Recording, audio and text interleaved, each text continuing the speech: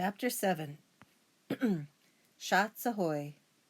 After school, I decided to spy on Mama and Grandma because they've been whispering a lot lately. Mimi is a very smart kitty. She knows the V word. When she hears the word vet, she runs and hides. She does not like the vet. I could hear them saying, "Shots soon," and "need to trick her." I needed to tell Mimi to be brave when she gets her shots. So I crawled under the round dining room table that has a long tablecloth on it. "She won't like it," Mama whispered. "Well," Kokum replied, "who does like shots? But today's the day." Mama sighed. "I guess I'll go get her into the car." I held my breath under the table for about 25 minutes, or at least it felt that long.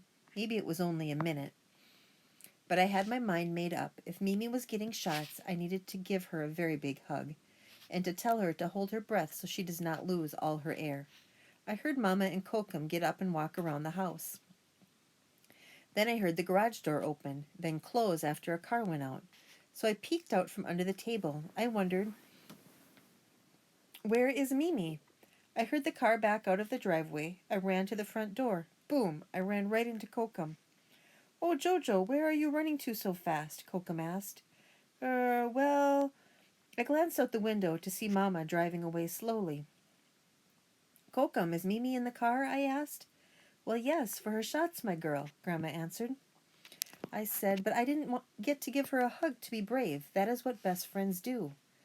"No, Jojo, Mimi is already very brave. I'm more nervous for the vet," she said with a laugh. Sometimes I wonder about Kokum's way of thinking and remembering things. It is very funny. Why would she worry about the vet? Mimi is the one who got shots.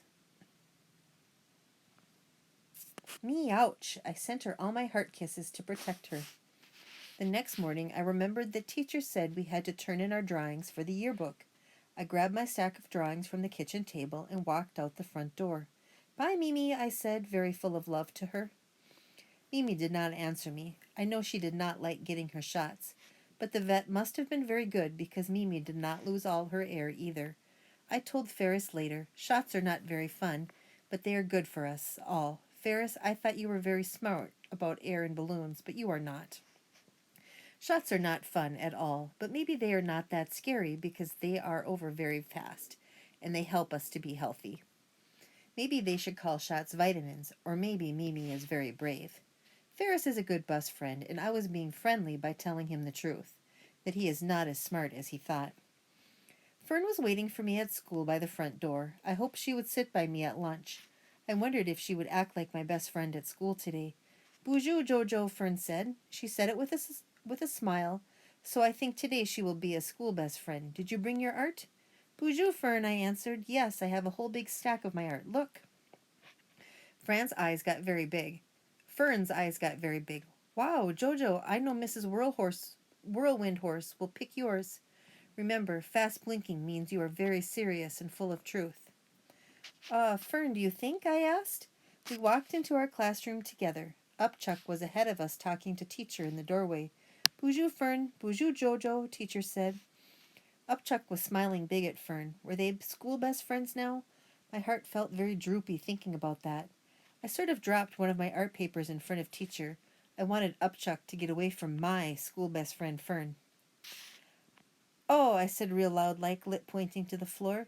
"Can you pick that up, Chuck?" Teacher looked at me with squinty eyes. I could see his forehead vein popping out again. Upchuck just laughed and handed me my paper. Teacher looked at me, so I smiled big. Kokum told me a big smile is what friends give to each other. I even tucked my lips under so he could see my gums. A gum smile means I am not being mean to Upchuck by calling him Upchuck. But why is teacher's forehead vein getting bigger and bulgier? So quickly I added, "Can you pick that up, Chuck, please?" Using please as being friendly. Chapter 8. Jojo's Friends.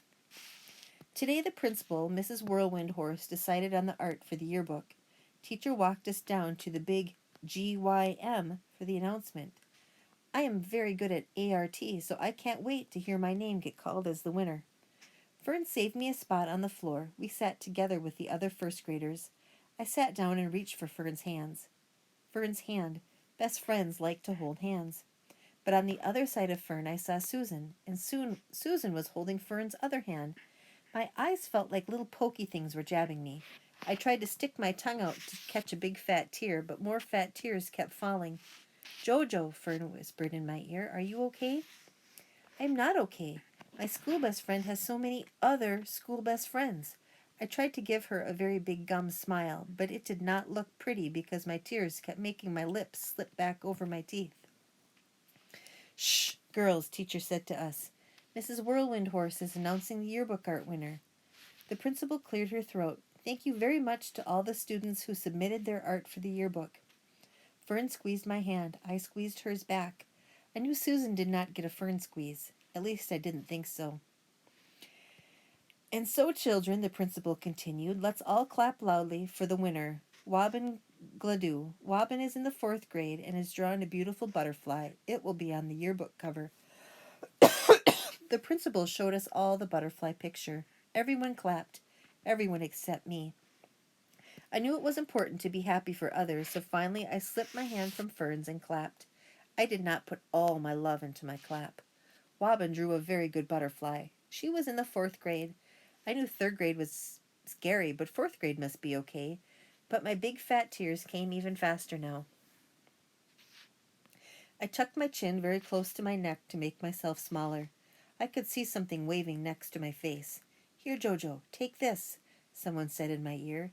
I looked up and tried to wipe my eyes so I could see. Bree waved a tissue by my face. You can wipe your eyes, Jojo. Bree's head was tilted and her eyes were big.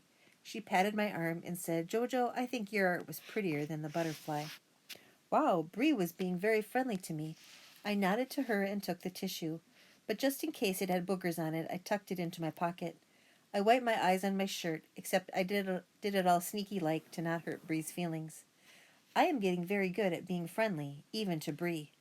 Later that day at lunch, I walked to Fern's and my usual table, but she wasn't there.